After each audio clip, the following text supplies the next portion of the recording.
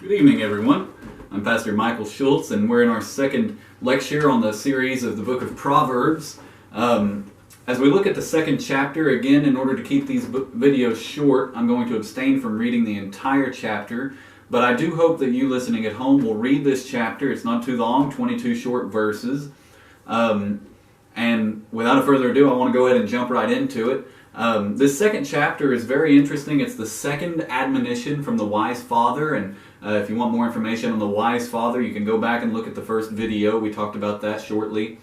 The second chapter is also interesting in that it's one long sentence. The whole chapter is one sentence, and it's repeatedly structured as if-then conditional agreements. And so what that means is God sets out a condition. If you do this, then this will happen.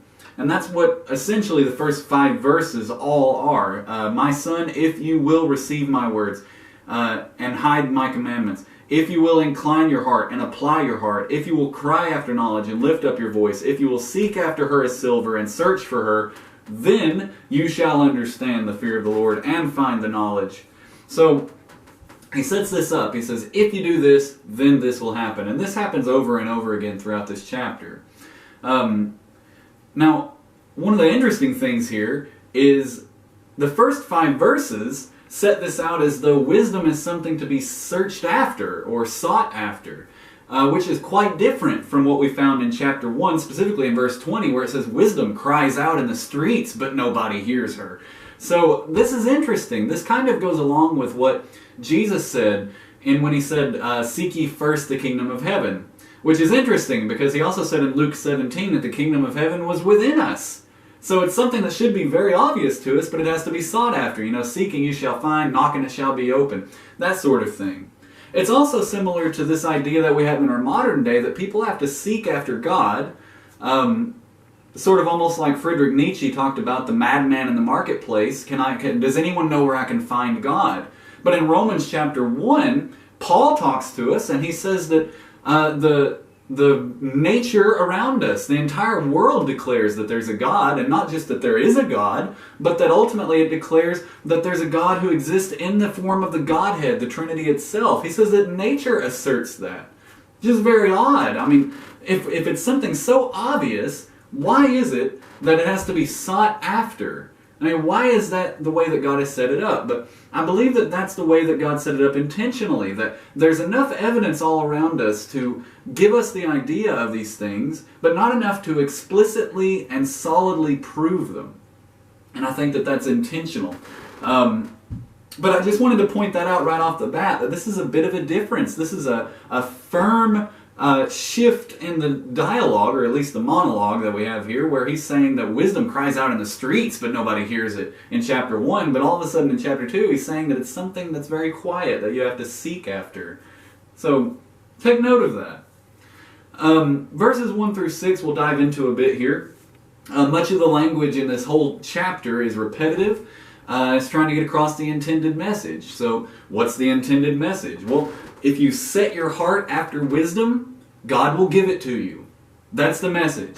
Set your heart to follow after wisdom and God will give it to you. That's what it says in verses 5 and 6. Then you will understand the fear of the Lord and find knowledge of God, for the Lord giveth wisdom. Out of his mouth comes knowledge and understanding. So, how does wisdom begin? Let's reaffirm this. How does wisdom begin? Verse 5, you shall understand the fear of the Lord. Hearkening back to chapter 1 and verse 7, the beginning of wisdom is the fear of the Lord. So, all wisdom begins by admitting that God is God. And you can go back to chapter 1, the video on that, and we dove into that in a bit more depth than I'd like to, but all wisdom begins by acknowledging the place of God. Now, who does God give wisdom to? Is it everybody who seeks him? Well, not necessarily. We look in verse 7. He lays up sound wisdom for who? For the righteous.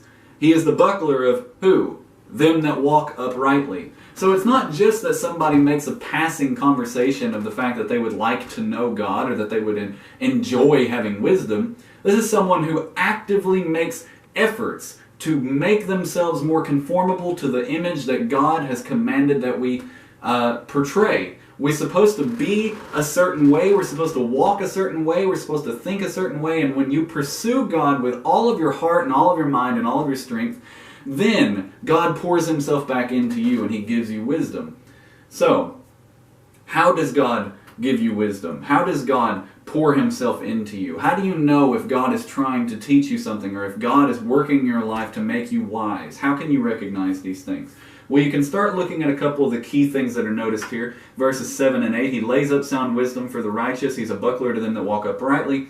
He keeps the paths of the judgment and preserves the way of his saints. So you'll be kept and you'll be preserved.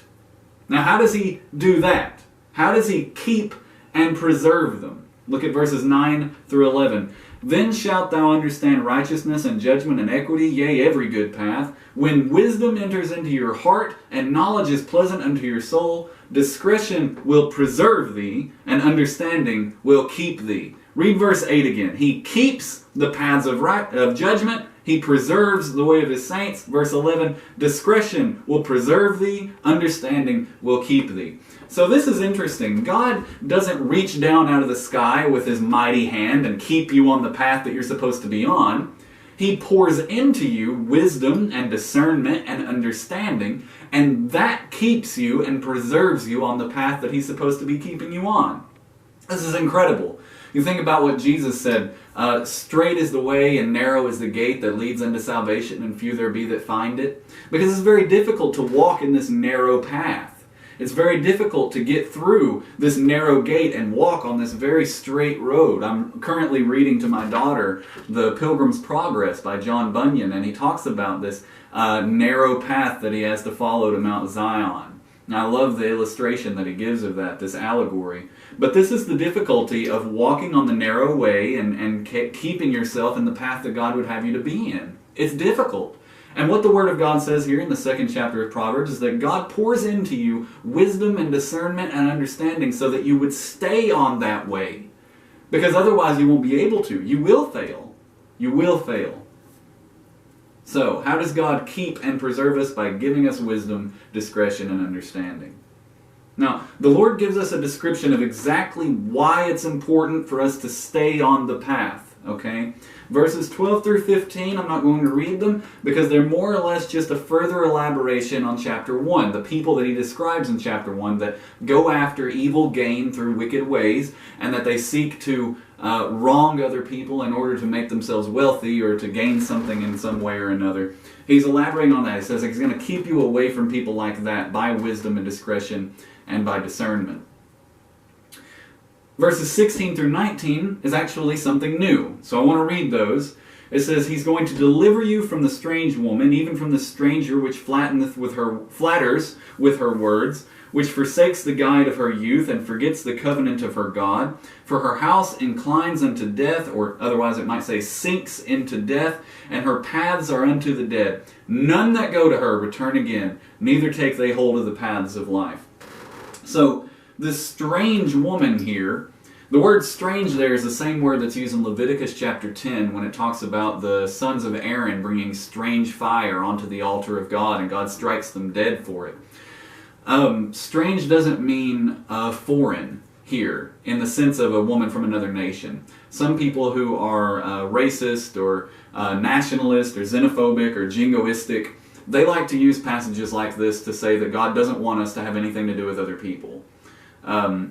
That's not what this is talking about at all, and you can actually pretty solidly affirm that in verse 17, exactly what God is talking about here.